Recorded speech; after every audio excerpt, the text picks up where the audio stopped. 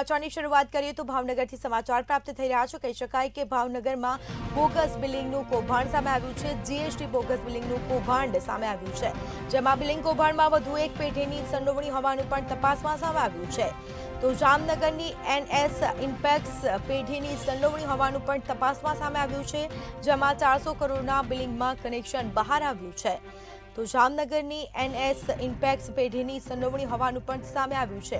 સાથે જ આ મામલે કાર્યવાહી કરવામાં આવી છે। તો જીએસટી બોગસ બિલિંગ કૌભાંડનો મામલો, જેમાં બિલિંગમાં કૌભાંડમાં વધુ એક પેઢીની સંડોવણી હોવાનું સામે આવ્યું છે। તપાસ કરતા 400 કરોડના બિલિંગમાં કનેક્શન હોવાનું પણ બહાર આવ્યું છે। તો જામનગરની એનએસ ઇમ્પેક્સ પેઢીની સંડોવણી હોવાનું સામે આવ્યું છે અને આ મામલે કાર્યવાહી પણ કરવામાં આવી છે।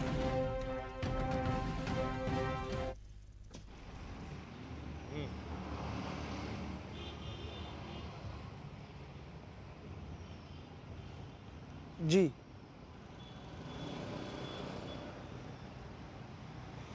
જે ભાવનગર વધુ એક જીએસટી કૌભાંડમાં ભાવનગરની સંડોવણી સામે આવી છે। એક તરફ પહેલેથી જ ભાવનગર જીએસટી કૌભાંડ બોગસ બિલિંગને લઈને દેશવ્યાપી કૌભાંડોની અંદર મોખરે બન્યું છે, ત્યારે ફરી એક વખત રાજ્યની અંદર એક 400 કરોડના કૌભાંડમાં ભાવનગરની સંડોવણી સામે આવી છે। જે વિગત છે તે અનુસાર જામનગરની એનએસ ઇમ્પેક્ટ નામની જે કંપની છે, પરાગ હરિયાણીની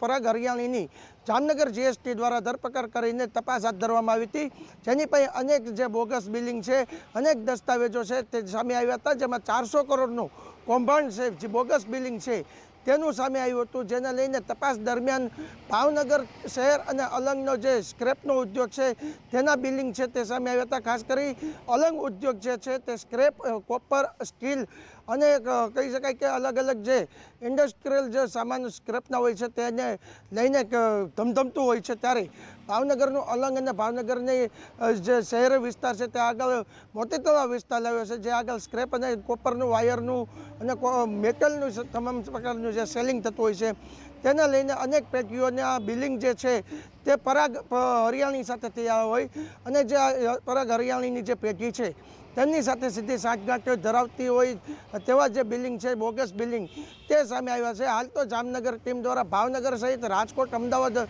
જેવા અનેક જે જિલ્લાઓ છે ત્યાં પણ આનું ચેકિંગ હાથ ધરવામાં આવ્યું છે, ત્યારે ભાવનગર કહી શકાય કે ફરી એક વખત મોટા એવા બોગસ બિલિંગ કૌભાંડમાં સંડોવણી સામે આવી છે। હવે ભાવનગર જીએસટી વિભાગ દ્વારા પણ એક તરફ તપાસ શરૂ છે, ત્યારે બીજી એક તપાસ જામનગરથી ભાવનગર પહોંચશે અને આ બિલિંગની અંદર કેટલી પેઢીઓની સંડોવણી છે તે આગળના સમયમાં જે ખુલાસો થશે તેમાં જોવાનું રહ્યું।